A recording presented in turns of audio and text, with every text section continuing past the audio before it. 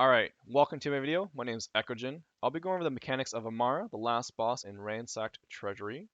Positioning is important for the boss. Everyone should be closer than 8 meters to the boss. If you're 10 meters or further, he will jump to you, causing a room-wide AoE when he lands. We'll go over his attack pattern. So this is a 2-hit, 180-degree attack. It's blockable. All of his attacks do inflict bleed. This is a 3-hit, 360-degree attack. It's blockable. The third attack will cause a knockback. Next is the brand attack. By default, he targets the tank, but if someone is staying at 8 meters, he'll pick them over the tank. So if you have a warlock, they can take care of the branding attack, which will allow the party to DPS freely. So he's going to do a 3-hit linear unblockable attack at the target. The Warlock is going to be using Bastion to resist the attacks as they cause knockdown.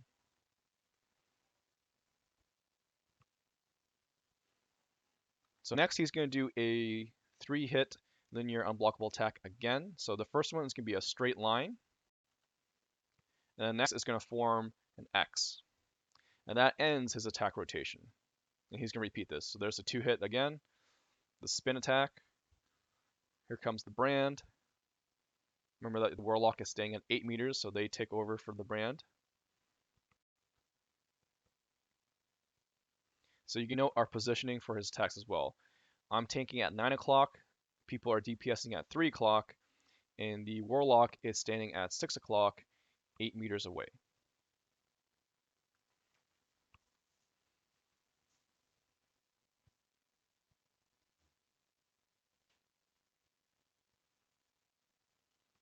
Alright, Blade Barrage.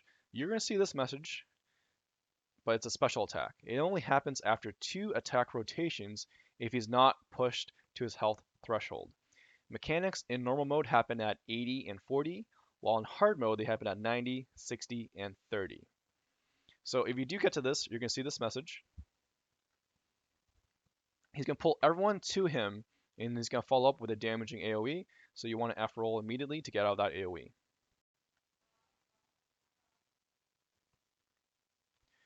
Everyone then needs to spread out, but don't be too far apart.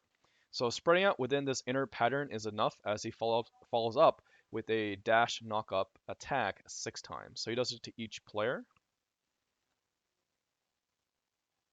So you want to do an FM sheath or destroyer molten for this part. When he dashes to each player, it's going to create a AoE. This AoE will actually break through the iframe if the AoEs overlap. So that's why you want to be spread apart.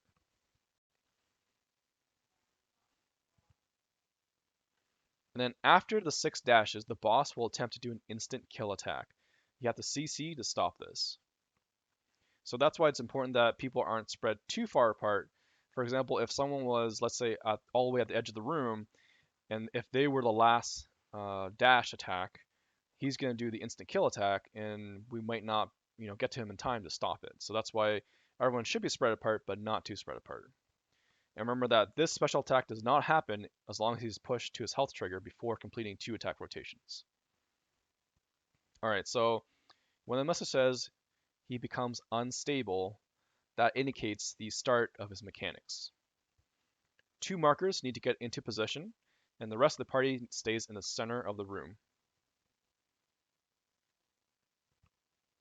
So he's jumping to marker 1. The boss is going to jump 3 times to the person furthest from his position. So each time he lands, it's going to leave behind a persistent AoE, and it creates a shockwave. You jump over the shockwave to avoid it. Now he's jumping to the second marker, and now he's jumping back to the first marker. Now the first marker he jumped to has to move away from the initial persistent AoE as they cannot overlap. Any overlapping of the AoEs means that it's a wipe.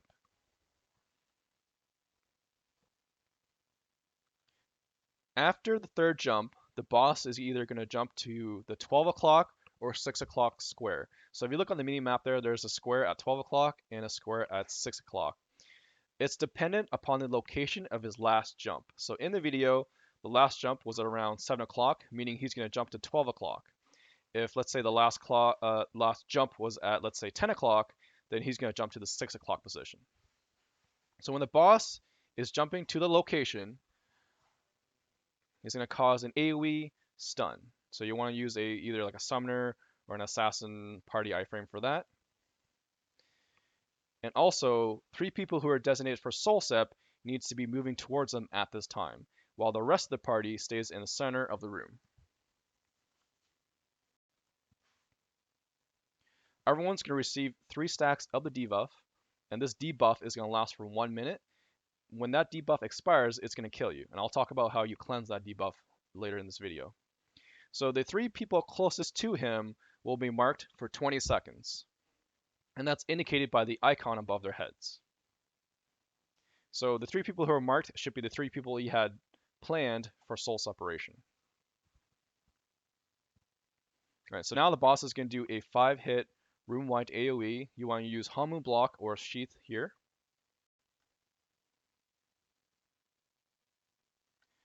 The people marked with the soul separation icon, they must step on the persistent AoEs, which is going to absorb the puddles, and it's going to send them into soul sep.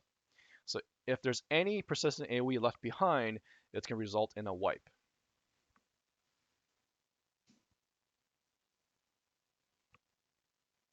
Now, inside soul sep, there is an add. It needs to be DPS down to 50% immediately.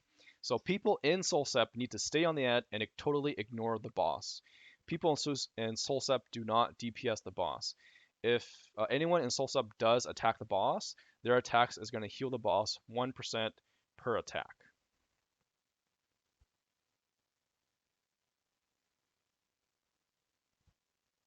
All right, you can see this message here where it says, Dokkum overtakes Amara. So the boss on the outside will attempt to do an instant wipe AoE.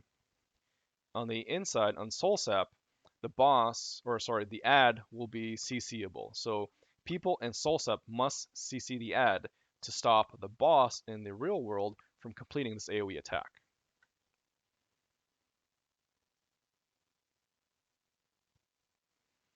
Next message you'll see is that they're linked, meaning that the boss is going to mimic the attacks of the add in Soul Sap.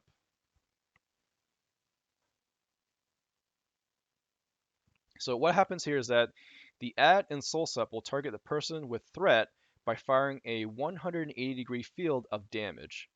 That person is responsible for driving the half pizza by alternating it back and forth. So everyone else stands on the opposite side of the field of damage. So the person driving that pizza needs to communicate to the party members ahead of time. That way people can stand appropriately based on how he's going to drive this. So in the first attack area, you can see that the damaging field is in the upper half. So we are standing on the bottom half, that way we're safe from that. So the person driving at the upper half now alternates to the bottom half, and then everyone else at the bottom half now moves to the upper half. Because, like I said, the add fires the field towards the direction the person is facing. And then every second attack, there is a green cleansing AoE field in the opposite direction of the damaging field. So this removes 1 stack every time you're within it. So this is how you cleanse the 3 debuff stacks that everyone received at the beginning of this mechanic. So remember that this pizza is being alternated back and forth.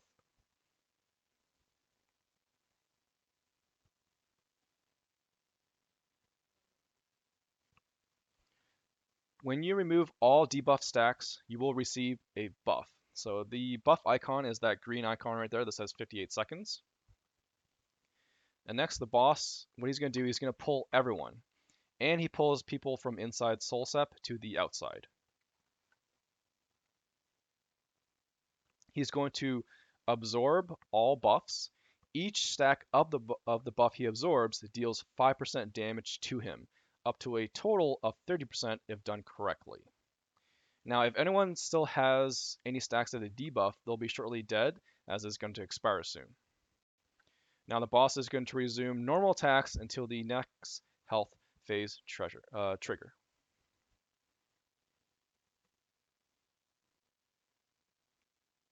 Remember, for the branding attack, if you want someone tanking it, the warlock should be standing 8 meters away.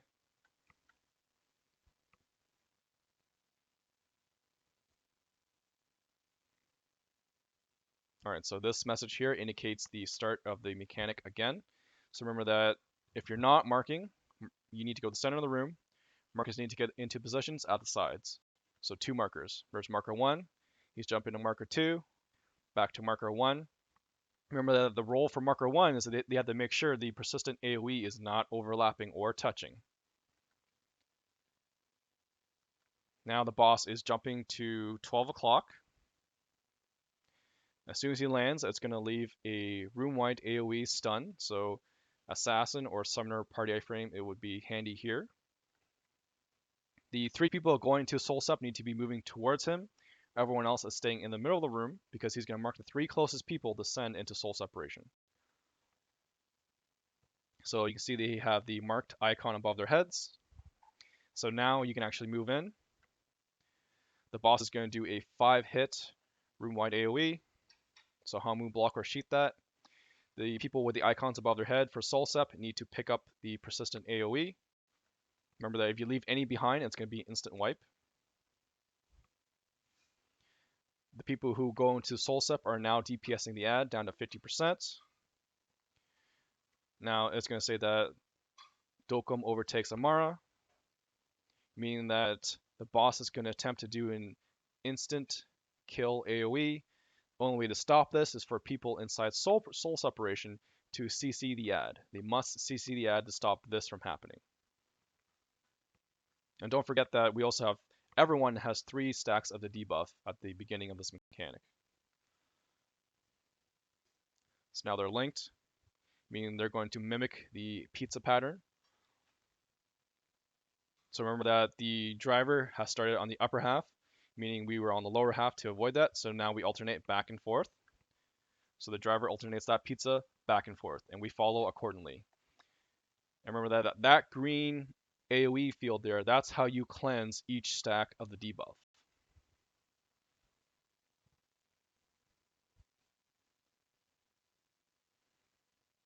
And then the additional mechanic in this is this right here. This is conduction.